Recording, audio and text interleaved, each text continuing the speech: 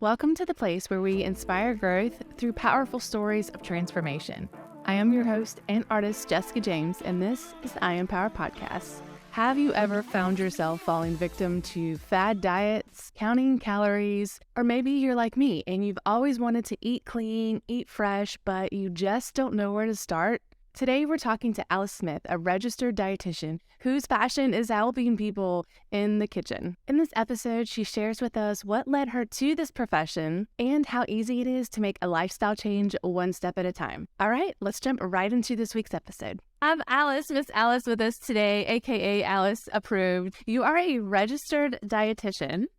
And I'm really excited to find out what led you to the path of doing this and helping folks in this area. And so I'm just going to hand the mic over to you and welcome you to the show. Thank you so much for having me. I'm so excited to be here and share my story, because I think that especially in the medical field and with nutrition, like you said, about just the toxicity of diet culture, and then also just females and doing so much and having these standards we set for ourselves. And so really just kind of trying to break it down and just make it easier, because it doesn't have to be as hard as we have made it, but then also just being your own advocate. So that's what's so important for me and my story and for my clients, is realizing that it's so important to know that if you don't feel well, if you know that you are your own physician, knowing that you don't feel well or things are not right with your body, and how to just get the right resources and the right people behind you and advocate for yourself. So for me, I would say nutrition was not what I wanted to start out in. I thought I was going to do something in business. I was going to be a pharmacist. I don't even know, like, how do you know what you really want to be when you're in I don't think, or yeah, I think I'll just it seems like everybody just falls into this thing. And so I always love these stories. How did this happen? Exactly. And so I wanted to be a pharmacist, I thought. And then now I'm very, of course, medications have a time and a place, but I'm very, what can we do natural first? How can we, use food as medicine? And I'm into essential oils and things like that. So it's just funny how your path takes, the route that you're, of course, supposed to be on. But looking back, I'm like, who is that person? Like, what was I thinking? What was I even thinking? But for me, I would say I was going down a pharmacy journey, didn't really want to do that. And then nutrition is just something that's always been, I don't want to say important to me, because as a child growing up, I was overweight as a child. So overweight as a child, and then I just got into kind of diet culture of trying to diet, not knowing what I was doing, lost weight, gained weight, just didn't know that food choices affected my performance in sports, in school, my brain function, my headaches, my weight. I just didn't know that all of this was correlated. And you're probably like, well, that's duh. But, as a middle schooler, as a high schooler, even as a kid, you just don't realize that the food choices you're making are really impacting your health more than just weight. And I think as females, we get caught up in the weight stigma of food is associated with weight. There's good food, there's bad food. We need to hit this number. And we always have this number in our head of, well, this is what I was when I graduated high school, or this is what I was when I got married, or before I had my first baby, or this. And, your body grows and changes. And I work with my clients all the time, and personally myself, I'm like, if you need to get rid of the scale, don't weigh. There are so many more important numbers and things that we're looking at than your weight. Because if the first thing you do in the morning is get on the scale and you're discouraged, that sets the tone for your whole day. And it's just negative. So how can we, and a lot of my clients, myself, when you see that brain fog clearing, when you see clearer skin, better digestion, when you are less inflamed, when you have more energy, better sleep, all of these things just make you a better person, and they're impacting your health. And you're not even thinking about the other impacts of healthy eating, of lowering inflammation and lowering your cholesterol and your A1C and reducing risk of chronic disease. Because we all want to be that one number on the scale, but I really think about being able to, be on the floor and play with your kids or your grandkids, or go for a walk or walk around Disney with your family without pain, these things. Right. can't be measured on this scale. So I just think that's super important to remind people of. Most definitely. Oh my gosh. And so, you said that you wanted to be a pharmacist. That was kind of like the path in the medical field that you were going. What shifted that for you? Did you have like an aha moment that was like, you know what, like this isn't what I want to do? Like something I feel like had to have happened to make you be like, nope, let's turn the wheel. Let's go this way. Yeah, right. So I was actually taking classes for pharmacy in college, just kind of the prereq, science, whatever. And I did an internship, and I was just like, this is not for me. This is not for me. I cannot stand on my feet all day and, count pills. I mean, I know this is great for someone, but this is not for me. Yeah. And it wasn't even the health realization that I had first. It was just kind of like, I know this isn't the right path. I'm not really sure why. And then I just looked at classes and majors, and it was like nutritional sciences. You're already taking all the classes. It was just definitely a sign. It was definitely divine intervention that I was taking the science classes and, in the right pathway to do nutrition, which I'm super passionate about. And it couldn't be a better fit. But it's just funny, like, wow, why was I doing pharmacy? Right. Oh my gosh. There's like so many things that I want to like jump on. I'm like, oh my gosh, I want to talk about it all because like this is so intriguing to me. So it's kind of like that situation of like going from like pharmaceuticals and treating sickness with a prescription drug. And you're like, wait a minute, this earth has some things here for us. Right. We can fix these with that don't have the side effects of pharmaceuticals. And so that's so interesting to me that like you're still like in that same path of like healthcare and wellness, but let me go down this road. This road is a little bit more, and I think too, there's been a lot of, I don't know exactly when it happened, and maybe it's just one of those situations of because I am aware of it that I'm seeing that more people are becoming more conscious of the things that we put on our skin and the things that we put in our body. And, prescription drugs are, used to back in the day, they were just handing out like candy. And now it's a little bit different because we're seeing like the effects of that, especially the ones that have addictive natures to them. So that's so, oh my gosh, I'm just like, yes, food is medicine. So tell me about that. Like for somebody, what are you talking about? Food? Yeah, we just eat it. It's so funny. And thank you for even pointing that out because again, that wasn't always my journey.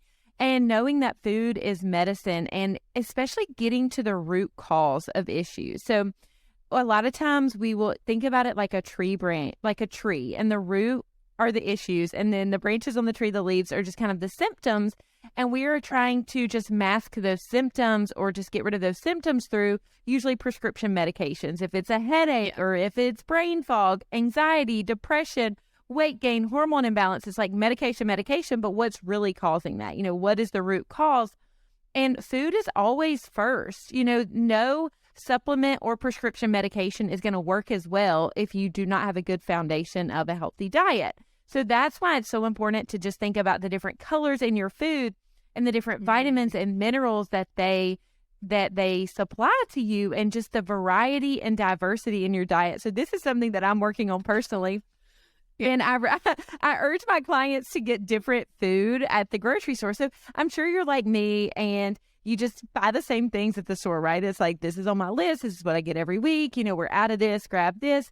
And we really need more diversity in our diet, different plant foods, different colors, different herbs. I bought fennel last week and I've never even eaten fennel, but I was like, oh, this is pretty. It looks like an onion, whatever. So I post on my Facebook and all these people, they're like, it tastes like licorice. I'm like, licorice? They're like, it's awful. I know. Have you ever had it? Oh, wait, I love licorice. No. And I'm like, I love licorice. Okay, well, if you love licorice, apparently you're going to love fennel. It's in my fridge. I don't want it to go bad. So I'm looking up recipes, but just really trying to experiment in a non-overwhelming way because even when you go to restaurants, you have your favorite places that you hit, you're ordering the same thing, right? We just tend to just kind of eat it. Yeah, we just eat the same foods. And so it's super important to have that diversity. And then also just thinking food really is medicine. Like you said, the earth is giving us this. How can we really just eat to fuel our body, our brains? How can we have antioxidants and colorful fruits and vegetables to help prevent cancer, to help manage any current conditions? Our vegetables, our sweet potatoes, carrots, just think about the color and how beautiful they are and how we can really eat more plants, more food as medicine, and then also lifestyle factors. So when you go to the doctor, doctors are great. They serve a place, but when you go to the doctor, a lot of times they don't say, okay, what are you eating? How much water are you drinking? Tell me about your sleep. Tell me about your exercise. It's just kind of like, okay, headache, depression, this, here's a medication. When really a lot of what we eat impacts our brain. So our brain function is related to what we're eating and our lifestyle choices. So thinking about food as medicine and food first is super important.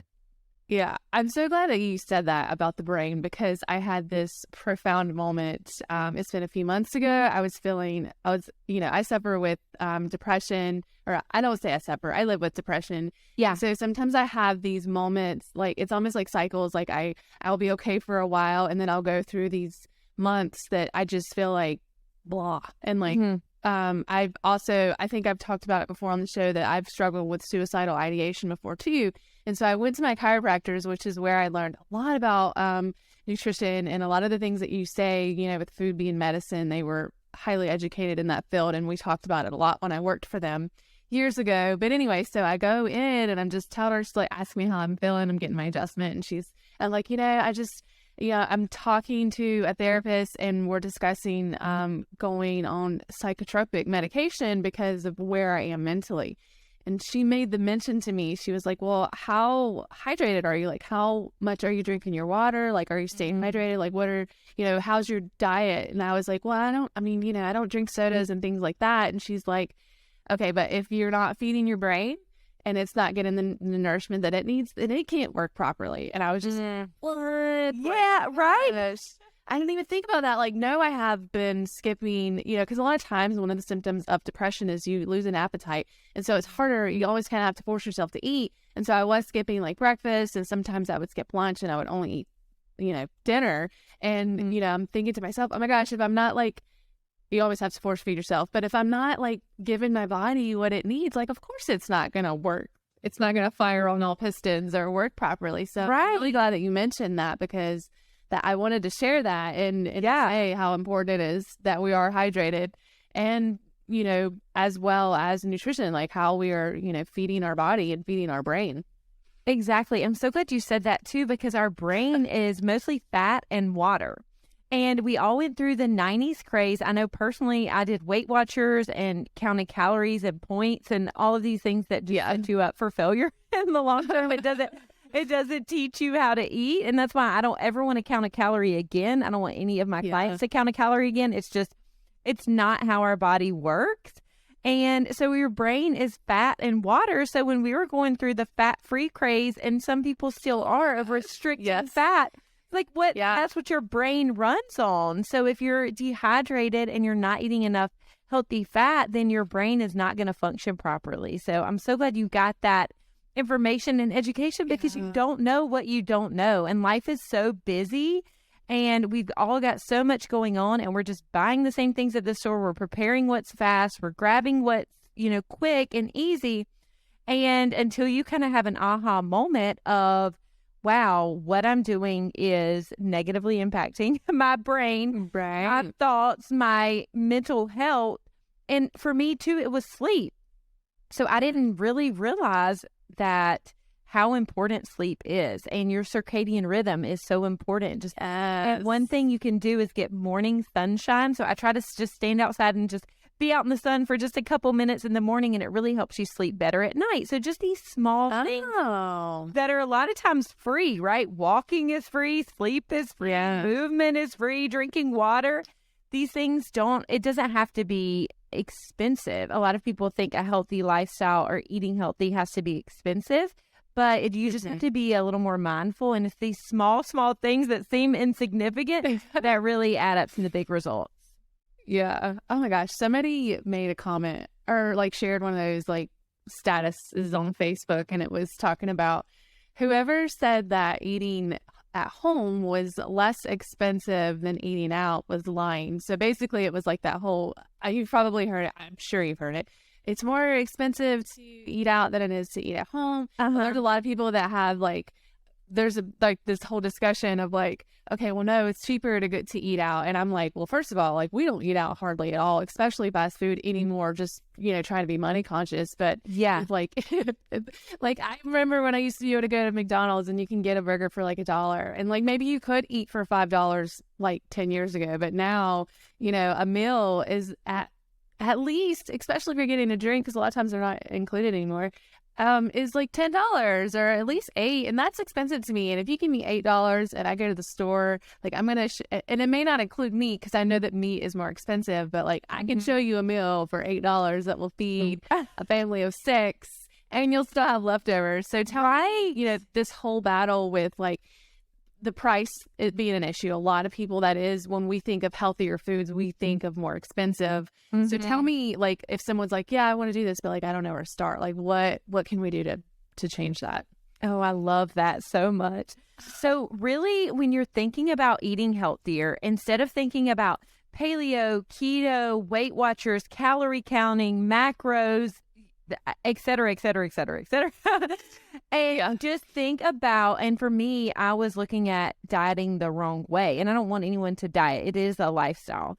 I was counting calories and not looking at the ingredients in food. I was thinking, okay, if it's low fat, low calorie, it's for me. So I was all about the 100-calorie packs, the mini everything, because it was all about, I was focused on the quantity, the amount, not the quality. So if I can urge anyone in starting a healthy lifestyle, starting to eat healthy, just beginning your journey, no matter where you are, if you have been eating healthy for years and years, or if you're just starting, to think about the quality of your food and just think about the fewer ingredients, the better. So think about where your food comes from and what was its original form, and trying to get back to that. So let's think about an apple. So an apple, that, okay, this is an apple. It has the skin on, which is providing fiber.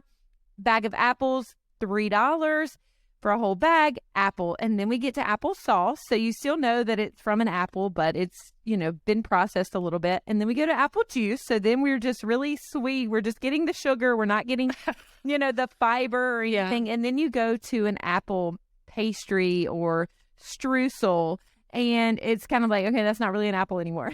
That's just a lot of sugar and flour, and that's just kind of a treat. So thinking about, how do we get back to our real whole food, fewer ingredients the better. Even a carrot, so a regular just carrot goes to, and then even baby carrot, so it's cheaper to get your carrots when they're not pre-cut.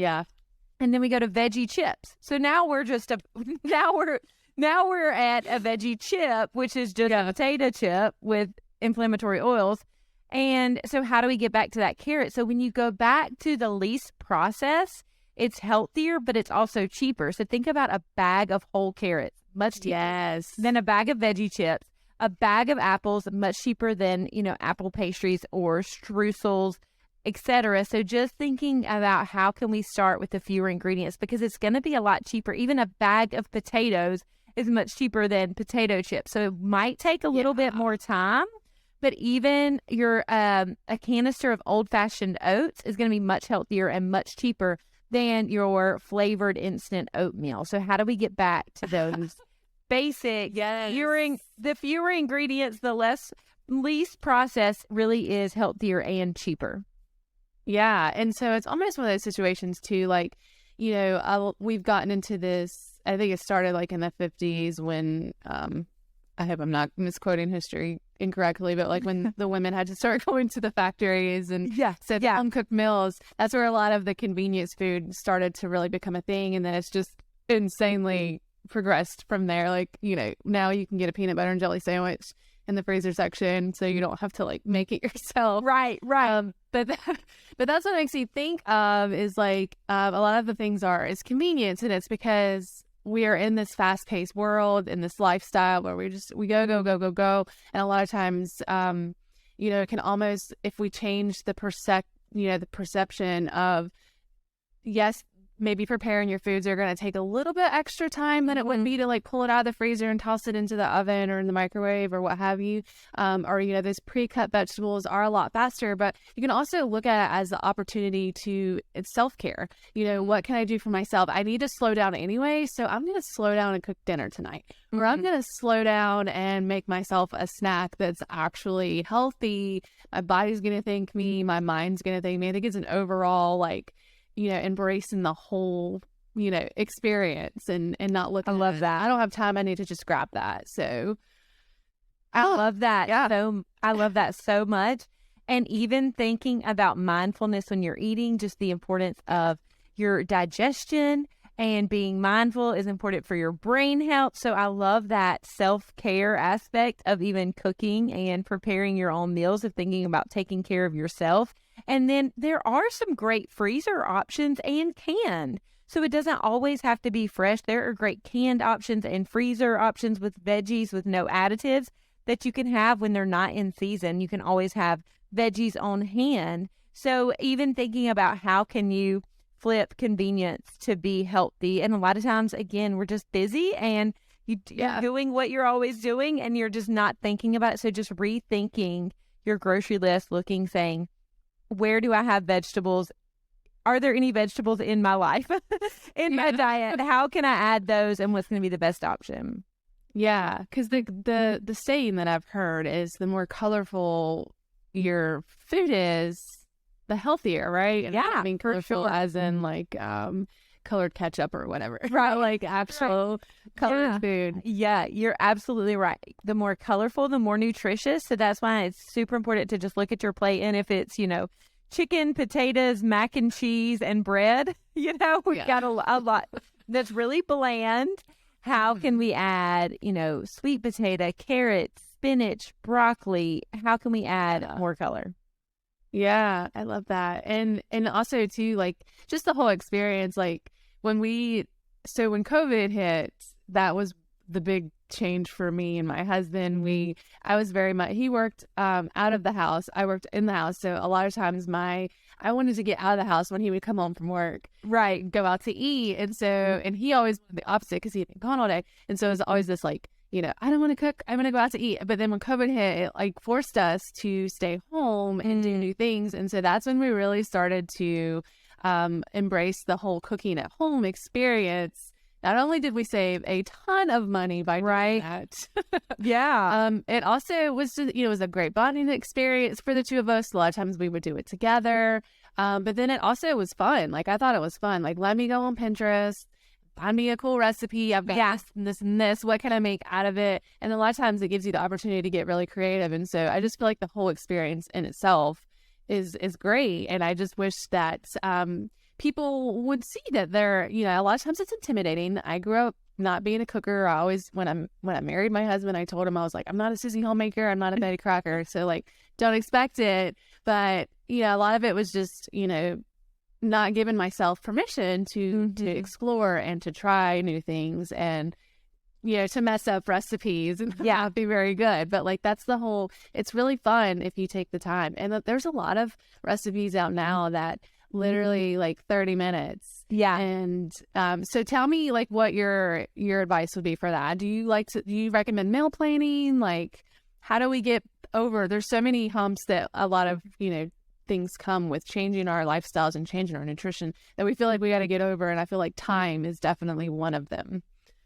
For sure. Yes. And I love that you all had that experience, and that's life changing. You once you learn how to be in the kitchen, and that it's okay to make mistakes, and that's really the beauty of it. And two, I wanted to hit on batch preparing. So when you can buy in bulk and you can prepare things in large quantities and freeze whatever you have. Freeze. So you can grab out a soup, a chili, whatever you have in the freezer. But when it comes to time, that's so important. And batch preparing is key, because if you can spend a Sunday or a Wednesday or, just an evening, afternoon cooking, preparing for the week, that's going to be super helpful. But even things that are reasonably priced and easy and fast, I like to do boiled eggs. So I'll boil some eggs on Sunday, have those to throw on salads or have as a snack or something as you're running out the door. And that's something just easy just to kind of start with.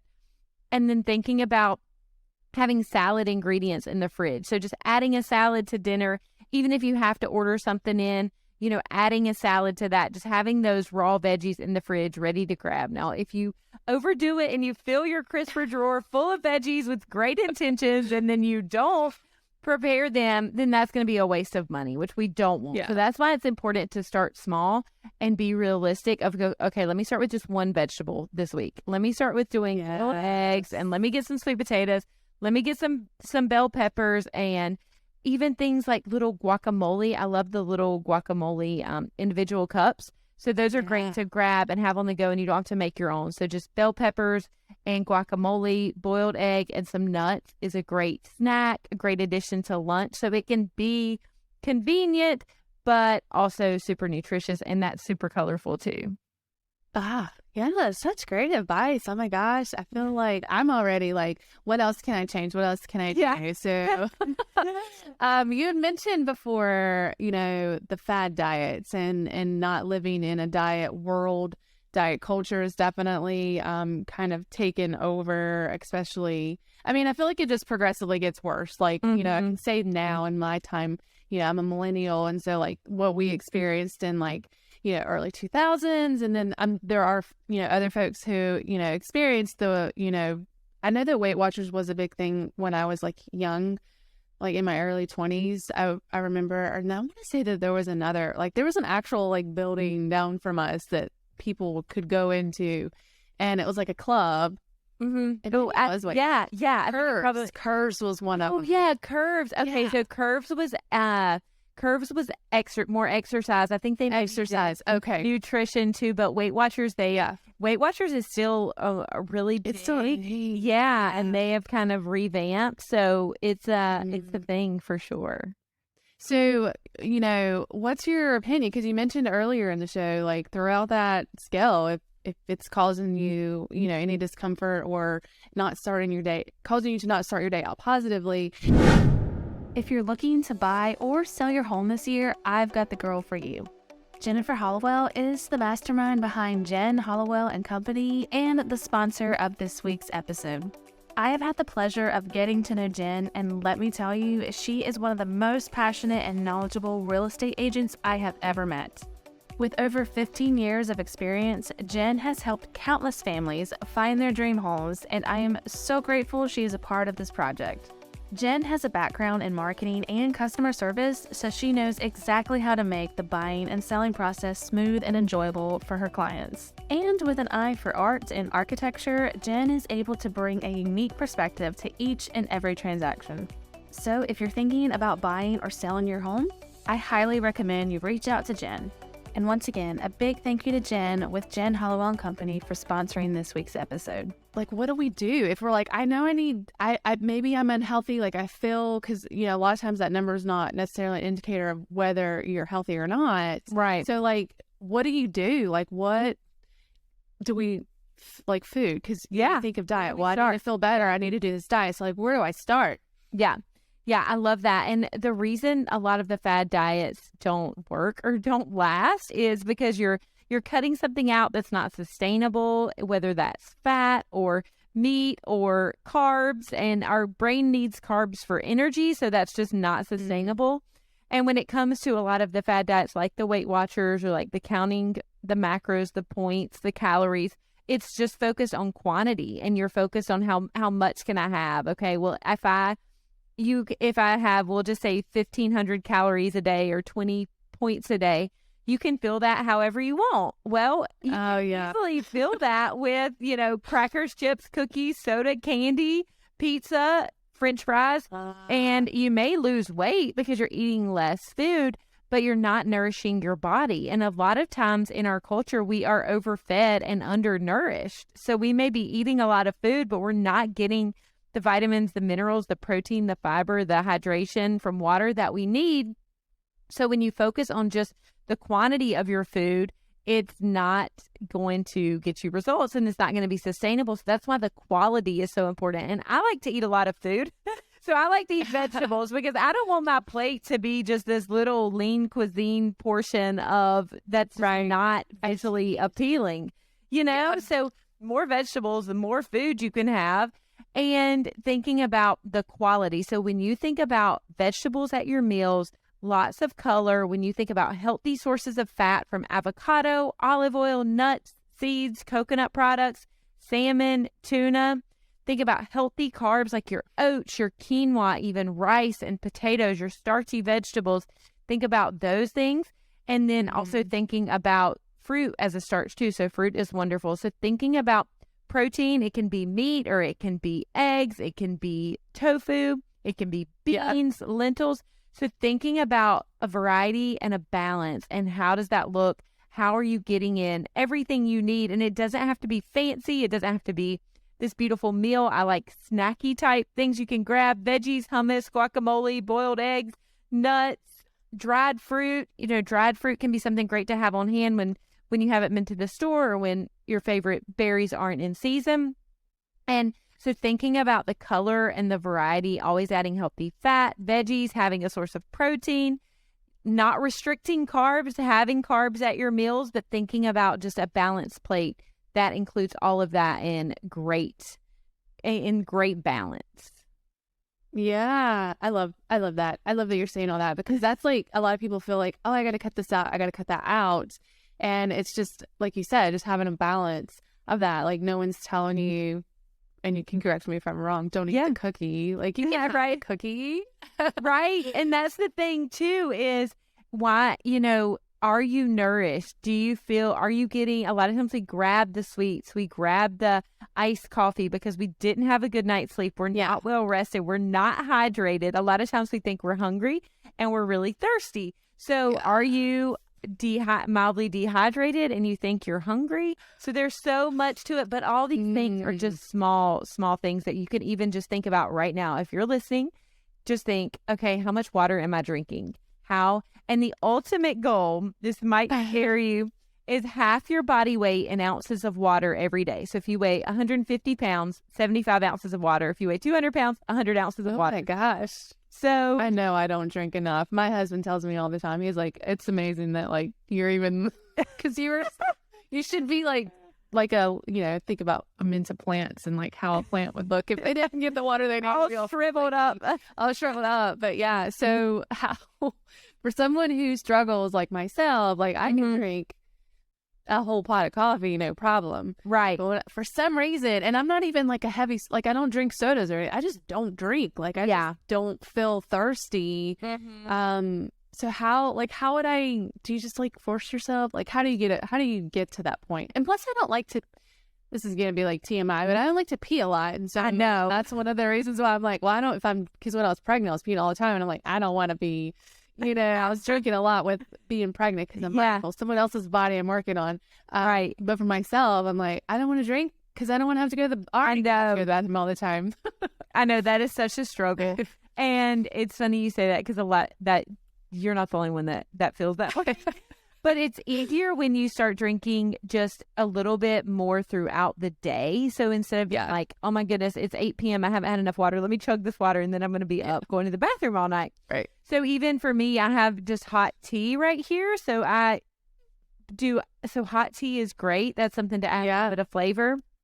And then we really want to try to stay away from the artificially sweetened additives for water. I was big on the Crystal Light and the Mio. I used to do that. That's the only way I would drink water. And so at thinking about just adding fruit to your water, it's not great at first. I'm just going to warn you. If you're used to something sugary. You're used to If you're used to either the additives in the water, or if you're used to soda or diet soda, you're going to say, okay, this is not delicious, but you'll get there.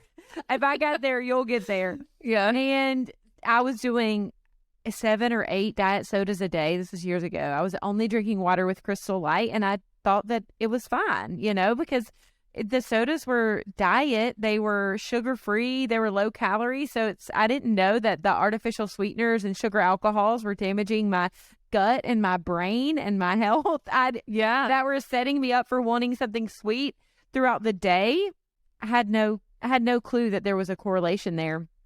So when you do transition over to water, think about how much you need and start slow. So if you need 100 ounces a day and you're doing 0, try to just get up to 15, 16, 20, and then increase that daily or weekly. And so I like to get a pretty water bottle and know, okay, this is 30 ounces. How many times do I need to refill this? And having that with you. So having that at your desk, at your computer, having that while you're running errands in the car, always having that nearby, because it's easier just to kind of grab and sip on if it's right there. Right. Because if it's not right there, you're definitely not going to drink it. Not going to think about it. Yeah. No. You're like, oh. And make sure it's pretty. So you have have something that's pretty, a pretty color. I like glass or stainless steel because they're non-toxic. I try not to do a lot out of plastic. So make sure you get, and that's self-care too. Go get a really pretty, order a pretty water bottle or pretty mug and have that with you at all times. And then you won't be you will go to the bathroom a little more often, but I like to tell people that there's a lot worse problems that we can have. So, it's, we got to take it. Yeah. Yeah, most definitely. Well, and I think too, when, because when my mother-in-law talks about, getting up in the middle of the night to go use, she drinks a lot of water too. Like, she's good with that. And she's like, yeah, I have to get up like at least twice. And I'm like, oh, I don't want to have to get up at night. I know. So like, it's, it's like that. You take the good with the bad. And that's not even really bad because, like, that's good. Like, making sure that you're hydrated.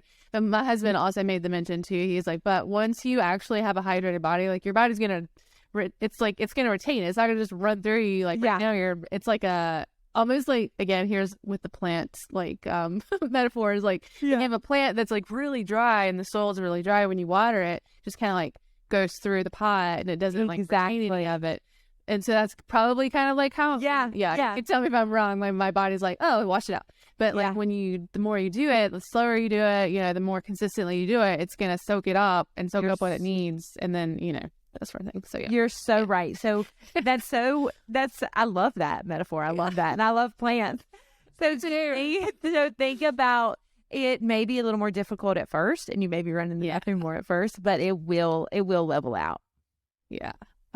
That's encouraging. Yes. Again, that's one of those things that I'm like, I don't want to have to use bathroom time soon, but oh my gosh. Yes. And so, what do you think about, because I know keto is like a really like popular diet. I don't know if it's as popular now as it was like a few years ago, but like it's super. So do you recommend like, because a lot of people are like, oh, well, I have like 30 or 100 pounds that I want to just drop like that. Mm-hmm. Let me do this diet and then I'll transition into like eating differently. So like, what's your experience with, I guess I can call it a fad diet. What's your experience with those? Yeah, that's so good because keto is really heavy in fat. So they're high in fat. And so I'm all about eating enough fat at meals. Yeah. Fat keeps you, fat in food doesn't equate to fat on our bodies like we once thought. Fat keeps us full and satisfied. It's important for our brain, for everything. You also want to choose good sources of fat. So for keto, they're doing just eggs with cheese and bacon and steak.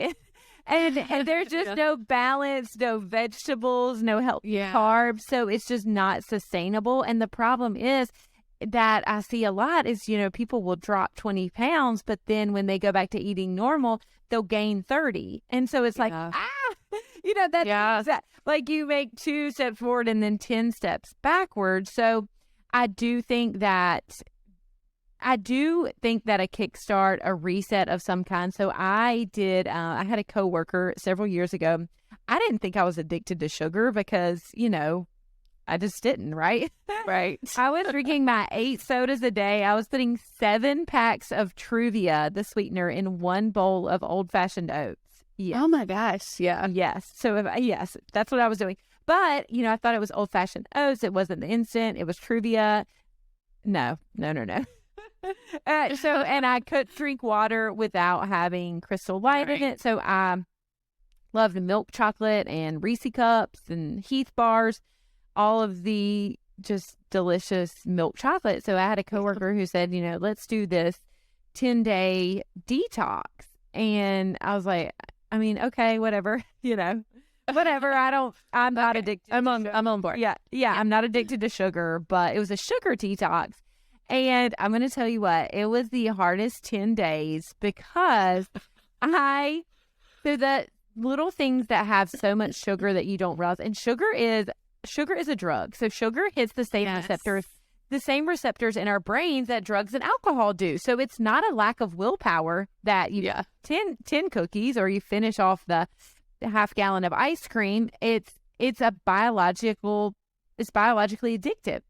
So for me, it was my honey mustard salad dressing, my bread and butter pickles, my barbecue sauce, my diet sodas, my Truvia. It was all of these things that were really adding up. And so I cut them out. It was horrible.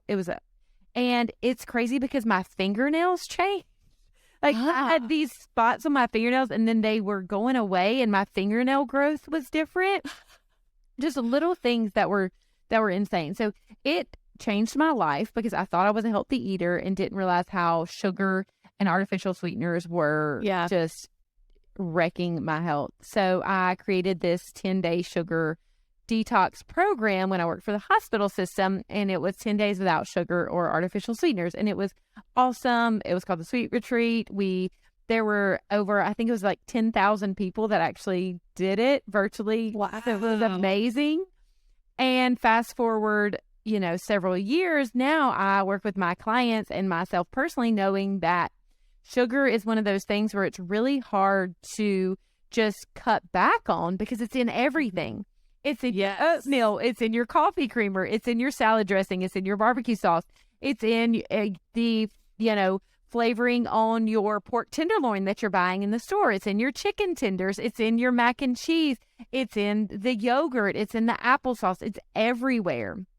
Yeah. So I transitioned to realizing how important inflammation is, and that inflammation is this fire inside of us that we're either fueling with our diet and lifestyle or we're putting out. So inflammation's leading to chronic disease, diabetes, to autoimmune conditions, heart disease, cancer, weight gain, joint pain.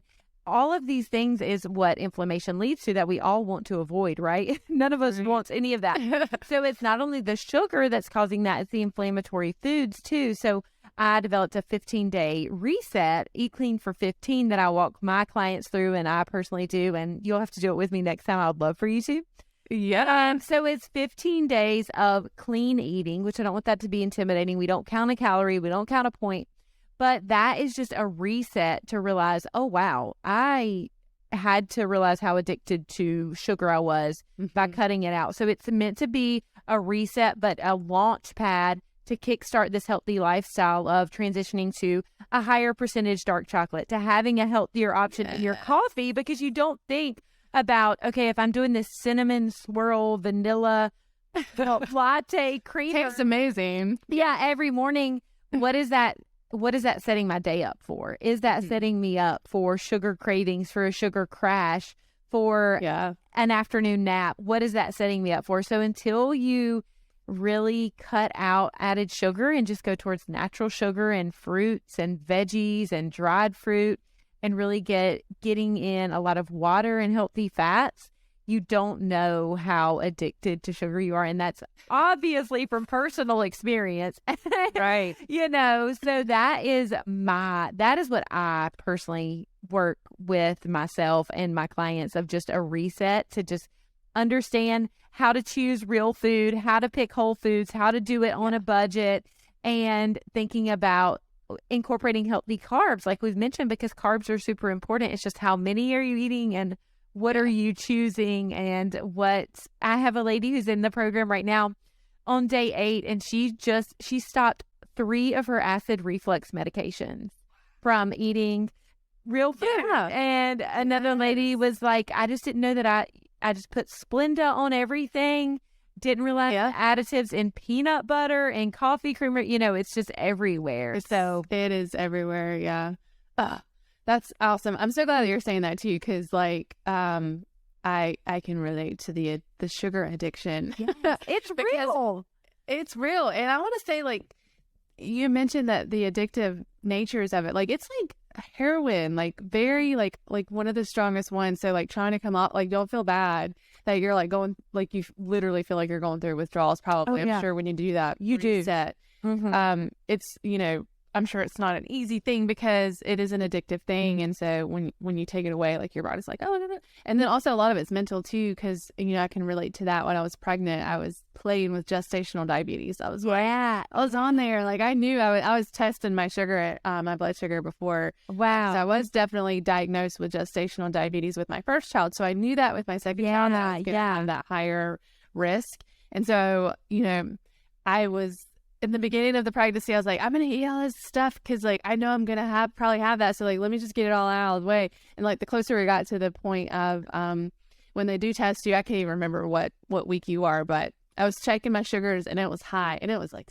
it was nothing that I did was like, it was bad. And so I basically pretty much did like a keto diet because everything set my sugar high. I couldn't drink milk without it sitting, spiking my sugar, like everything, any kind of bread, any kind of carb, like anything, obviously anything with sugar. And a lot of people don't think about milk having sugar in it. Like, everything set off. Everything. So I was basically doing like hardcore keto. And then, as it was same situation with my first one, like as I got closer to the end of the pregnancy, it eased up a little bit. So I was able to have that piece of toast in the morning, like cinnamon. I'd have like a cinnamon raisin toast. I could have like 2 strawberries, but I was coupling that with high protein. So eggs, avocado, like to balance that, that sugar. I knew it was going to spike it, but if I had enough of that protein to kind of counteract that sugar, it would mellow itself out. And I actually did not get diagnosed with gestational diabetes with this one because I was so good about my diet. And so, but where I was getting with that was like when I knew that I had to take the sugars away, I felt like it was the end of the world. I was angry, like my baby shower rolled up and like, I was like, we can't have any sweets here because I can't eat them. So nobody else is going to eat them at me. That is like, that whole battle of the addiction with sugar. And like, when you say, I would just take it away, then you feel like you want it more because it is a drug and someone's doing it in front of you, especially you're like, wait a minute. Yeah, exactly. But yeah, like, I mean, that's just a really, like, I just wanted to share that for anyone out there to like, and as an extra proof of, everything that you've already been saying, Alice, but then like, you can prevent a lot of those things from happening with diet, with changing the way that you're eating. Exactly. And I love that you shared that. And I'm so glad you weren't diagnosed the second time. That's huge. I passed the test. That's so awesome. And thinking about how you add, that's such a good point too, is that adding healthy fat and protein with your carbs is so important for your meals and your snacks, just to balance that blood sugar, whether you have diabetes or not. That's super important for just weight management, for brain health, just for blood sugar control. So I love that because you figured it out. But you kind of, when you have to, when you're forced to, you figure it out. But it is, and I've read so many things that says that sugar is 8 times more addictive than cocaine. So it's not, so it's a legal drug, and food companies are putting it in everything because they want you to keep purchasing. Keep coming back to this restaurant, to this box, this bag, this, keep buying this, and it works. So it's not a lack of willpower. These foods are addictive, and that's why it really takes a reset, in my experience, to just realize your addiction. And like you said too, a lot of times it's not even, it's just a habit, and it's just kind of, oh, this coffee, this is just makes me feel good. This is, there's just so much mentally that we associate with, oh, I need, and even for me, it's like, well, I mean, I need dark chocolate after every meal. I mean, I just think that I need something sweet after every meal. And until you transition into that hard stop of, okay, I'm going to do a clean eating challenge. I'm going to challenge myself. And then you're so proud when you're done. It's like, I did that. I can't believe I did that. And that's why it's important to do it, to have a start date. Group accountability is super important, because when you have to do it on your own, it's like, well, I'll just start tomorrow, or I messed up. I'll do it later. Yeah. And even the weekends, I think about that too, dreading Monday. It's like, don't, have a good weekend, but don't, you can do you can have a great time and not overindulge to the point of dreading Monday. So it's just, a reset's good. Yeah, I do. I love that. And, one of the things that the chiropractors, and I keep mentioning them, but like I hold them in such high regard because they gave me a lot of the nutrition information that I knew. Yeah. That I know now. One of the things they was talking about, with the sugar, and it also, chimes in on that whole situation where you were talking about, changing your water over to, nothing in it, or, how that shocking flavor of like fruit, because you're expecting like your fruit flavored water. It's a little bit different because it doesn't have those added sugars. It's almost like our tongues are like perverted to sugar, and so that transition into taking out that unnatural sugar is going to be a little bit shocking, and it reminds me of like my husband used to pick on me because I drank coffee. Again, I've already talked about the coffee drinking, but like I would like seriously like put some sugar creamer in there, and I made it a goal that I wanted to save money because coffee creamer is expensive. Yeah. And, it adds up, especially if you're going through it a lot. But I wanted to save money. But then secondly, I just wanted to like cut my sugars. And so I worked my way, and now I drink it black, but it was like baby steps. It wasn't like I just went straight from, which I didn't put sugar in with the creamer. Like some people do creamer and sugar. Yeah. I just had the creamer because it's already sugared anyways. It was enough sugar for me. But I would just like slowly like not put as much in this time, not put as much in this time. And then I went from like your flavored coffee creamers to like an almond milk, like a sweetened almond milk. And then I went to just like plain milk. And then I just would like lessen that. And then to the point of drinking it black. And so it's just, I just want to say like, anyone out there is like, there is no way I can just like jump right into this. Like you had mentioned it before at the beginning of the show, that's like baby steps. Give yourself little goals. And then when you get to that point, you're like, I can celebrate. Like, I'm so proud of myself for drinking black coffee. Yes. I mean, I'm really, really impressed. And I love that because, and first just identifying what you want to work on and knowing that, hey, this needs some work. So even just the awareness of, okay, the coffee creamer is probably not great for me. These additives, these flavorings, this may not be setting my day up for success. And then realizing how to cut back and make substitutions and then going to black coffee. I mean, that is awesome. But even if it's that with sleep, okay, let's go to bed 15 minutes earlier instead of 3 hours earlier. If it's whatever is sustainable and feasible is going to be super important. And even with walking, people try to get this huge exercise routine and then they go to the gym or they go for these long walks and they're sore and they're like, that's not for me. Well, no, just start with 10 minutes. Start with 15 minutes. And the same with veggies. Just start with buying one new thing at the grocery store and really just conquering that and knowing how to prepare that. And then next time, grab something else. Yeah. I mean, and I think what I'm getting from what you're saying too is like everybody's journey is different. Not everybody wants to drink black coffee. That was my own personal thing that like I wanted to do for myself. It was a personal goal and I did it. Like, do I still have my like fancy Starbucks every now and then? Of course. Like I treat myself. That's a treat for me, but it's not something that I wanted to do every day. And so like, I think realizing that everybody's journey and goals are different. And so, I just think of like, don't shame anybody for being like I don't shame you for drinking, right? You want creamer in your coffee? Have creamer in your coffee. But, it's a balance, like you said, of, good and bad. So. Right. Exactly. And even just adding in more water where you can. Yeah. That's huge. It seems simple, but it's a huge step. Yes. Oh my gosh. And so, what you do is are you like, tell me what it is exactly that you do. Cause like maybe someone's like, I just don't feel like I can do this on my own. I need somebody that can guide me and can put me in the right directions. Like a lot of times when you go to the internet and you're like searching things, it can be very overwhelming. But when you have someone like you who specializes in helping individuals, tell me what it looks like to be with you. Oh yeah, for sure. And that really is key, is having the accountability and the coaching, because it's so hard to start. And even if you're advanced in your nutrition or in your wellness and you've hit a wall, it's like, what do I do? So I work with clients one-on-one all the time. Everything is virtual. So we do Zoom meetings. And I do Eat Clean for 15 as my reset that I mentioned. So I run that, and that's 15 days of clean eating. And we prep with a class, and you have materials on what to eat, what to avoid, how to make modifications. We do a grocery store tour, which is probably my favorite thing. So I walk around the grocery store with my computer, and you're at home taking notes and asking questions. I love It's live. Oh my gosh, fun. that is It's so much fun. It's so fun. So I do a lot of speaking and events too for corporations and just talks on healthy eating and where to start. But I definitely recommend just reaching out. I do a free assessment call with everyone. So go to aliceapproved.com or you can find me on social media and we can chat and see what the best direction would be for you and your wellness goals and where you currently are. And I just would love to chat with your listeners and see how I can help them, and it would be wonderful.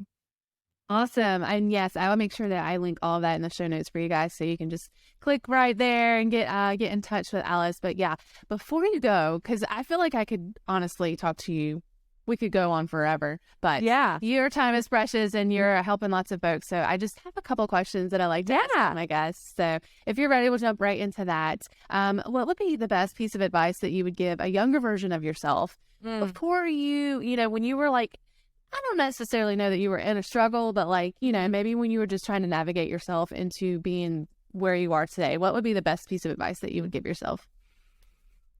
Food is medicine. That's what I would give myself. Yes. Because you just don't think about, the bite you're taking. Is that feeding? Is that fueling, health, or is it feeding disease? You don't think about that when you're young, and you just take for granted, and you don't think about the long-term impacts of your choices. I would say food is medicine. Yes. I love that. Honestly, I feel like that is it's such a great thing to realize. And once you realize that, I think you definitely think twice before you eat something, or maybe before you eat an abundance of something. Right. Oh my gosh. And then my last question, which is my favorite one, is we like to talk about power on the podcast and not thinking of that as a bad thing. What would you think, or how would you describe the type of power that you try to step into every day? Oh, I love that. Well, I just think it's so important just to realize, I think positive affirmations are so important, and just realizing that you have the power over your health and your life and your journey.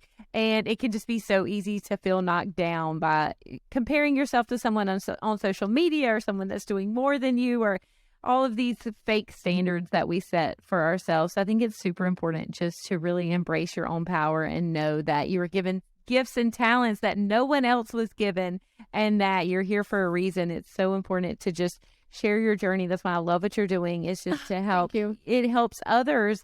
Once you share your journey and what you're going through, it can really help others. So stepping in your power is super, super important, and I love it. Thank you so much for saying that. Yeah, absolutely.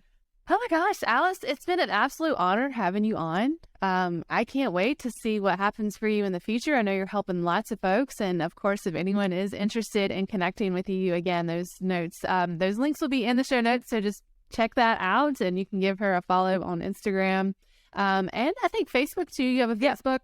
Awesome. And so I'll link all that stuff so you guys can follow her. And then of course, reach out if you have any questions and you want to connect with her or be a part of the amazing things that she's doing and helping people do. So thank you so much for being on today. Thank you for having me. It was wonderful. I look forward to coming back.